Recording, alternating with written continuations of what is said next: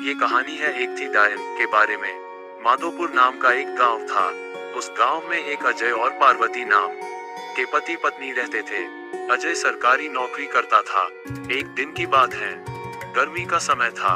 Ajay office का काम खत्म करके रोज की तरह ऑफिस से घर वापस जा रहा था। रास्ते में एक बाजार पड़ता था, तो उसने सोचा कि घर जाते जाते कुछ सब्जी लेते चलूं। तो उसे वहां खूब ताजी ताजी मछली दिखी और उसे खरीद लिया।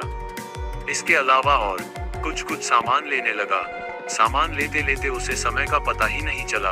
काफी अंधेरा हो चुका था। घर थोड़ा दूर था, तो वह सोचा कि सीधे सीधे रास्ते से जाऊंगा तो और काफी रात हो जाएगी, इसलिए आज जंगल के रास्ते से जाता हूँ, जल्दी पहुंच जाऊंगा। वह जंगल की ओर अपनी गाड़ी घुमा लिया। काफी अंधेरा हो चुका था और अजय तेज गति से गाड़ी चला रहा था। थोड़ी देर बाद उसके गाड़ी के सामने एक औरत आ गई और अजय झटके से ब्रेक मारते हुए गाड़ी को रोका। अजय उस औरत को देखा। वह औरत बड़ी सी घूंघट डाल रखी थी और जोर जोर से रो रही थी। अजय उससे पूछा कि कौन हो तुम और तुम्हारा घर कहाँ है? इतनी रात को इस घने जंगल में क्या कर रही हो?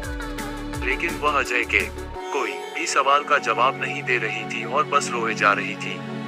उसके रोने से ऐसा लग रहा था कि पूरा जंगल ही गूंज रहा है। अजय ने सोचा कि शायद किसी मजदूर की पत्नी होंगी जो रास्ता भटक गई है।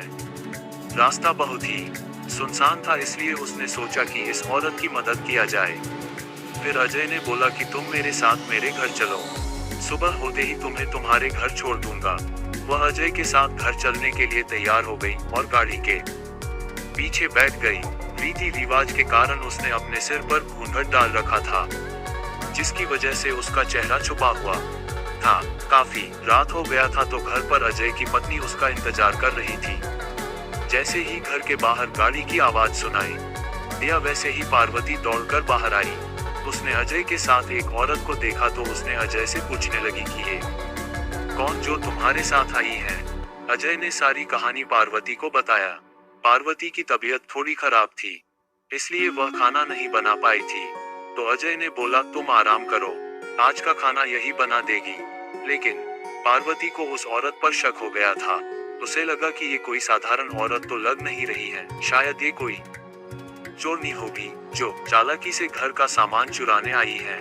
पार्वती ने इसे अपना रसोई घर दिखाया और बोली मौसम बहुत खराब हो रहा है, तुम जल्दी से खाना बना लो।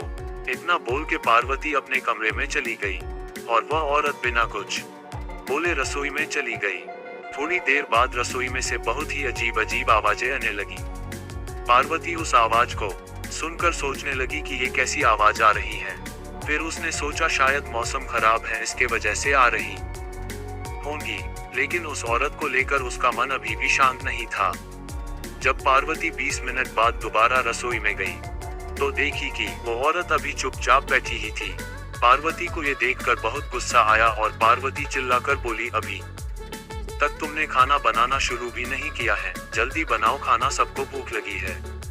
उस औरत ने कुछ भी जवाब नहीं दिया और चुपचाप अपना चेहरा ढक कर बैठी थी। पार्वती ने कितने बार उसका चेहरा देखने की कोशिश की, लेकिन देख नहीं पा रही थी। पार्वती ने फिर उससे कहा चलो अब जल्दी से खाना बना लो, अगर किसी चीज की जरूरत पड़ी तो मुझे बुला लेना। लेकिन फिर भी वो कुछ नहीं बोली।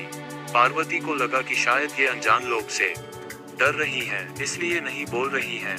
पार्वती रसोई से चली गई, लेकिन जब 10 मिनट बाद वह फिर जब वापस आई तो रसोई का दृश्य देखकर डर गई। उसके पैर वही जम गए और उसके गले से आवाज भी नहीं निकल रही थी। उसने देखा कि वह औरत रसोई घर के बीचों बीच में बैठकर दोनों पैर फैलाकर कच्ची मछलियां खा रही है। उसके सिर का घूंघट भी उतरा हुआ था। उसका चेहरा बेहद डरावना था। बाल बहुत बड़े बड़े और सफेद थे, नाखून भी बहुत काले थे।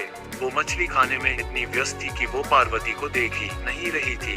पार्वती उसे देखकर चिल्लाई नहीं कि और ज्यादा अपना खतरनाक रूप ना बना ले।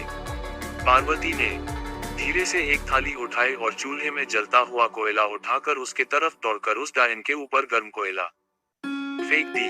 आग की जलन की वजह से वह जोर जोर से चिल्लाने लगी। उसकी आवाज इतनी तेज थी कि उसे सुनकर सारा गांव इकट्ठा हो गया। पार्वती ने उसे आग दिखा दिखाकर अपने घर से बाहर की। वह आग की डर से सीधा जंगल की भाग गई, फिर वापस उस गांव में कभी नहीं आई।